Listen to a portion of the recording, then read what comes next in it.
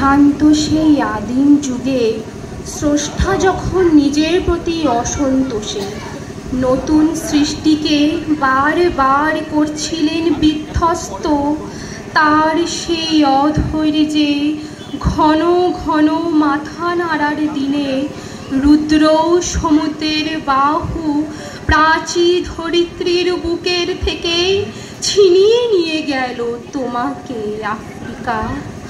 বাঁধলে তোমাকে বনস্পতির নিবিড় পাহারায় কৃপণ আলোর অন্তঃপুরে।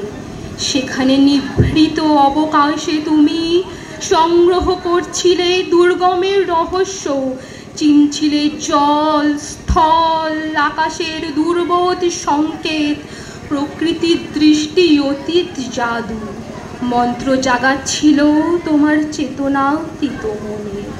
বিদ্রুপ করছিলে ভীষণকে বিরূপের ছদ্মবেশে, শঙ্কাকে চাচ্ছিলে হার মানাতে, আপনাকে উগ্র করে বিভীষিকার প্রচণ্ড মহিমায় তাণ্ডবের দুণ্ডু ভেঙে না দে। হায় ছায়াবৃতা, কালো ঘোমটার নিচে অপরিচিত ছিল তোমার মানব রূপ।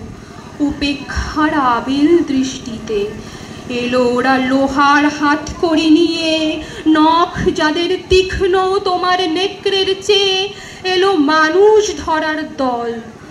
গর্বে যারা অন্ধ তোমার সূর্যহারা অরণ্যের চেয়ে সভ্যের বর্বর লোভ, নগ্ন কোলো আপন নির্লজ্জ অমানুষতা। তোমার ভাষাহীন ক্রন্দনে বাষ্পাকুল অরণ্য পথে পঙ্কিল হলো ধূলি তোমার রক্তে অশ্রুতে মিশে।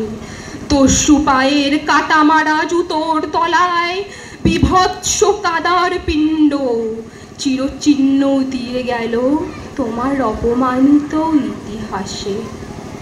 সমুদ্র পাড়ে সেই মুহূর্তেই তাদের পাড়ায় পাড়ায় মন্দিরে বাজছিল পূজার ঘণ্টা।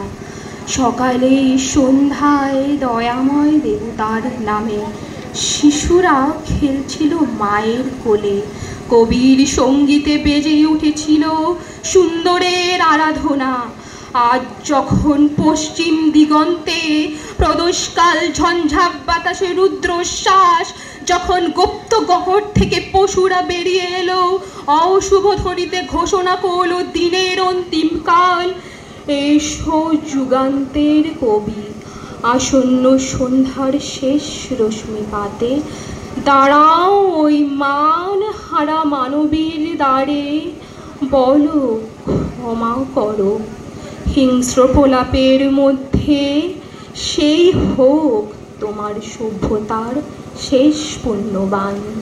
ধন্যবাদ।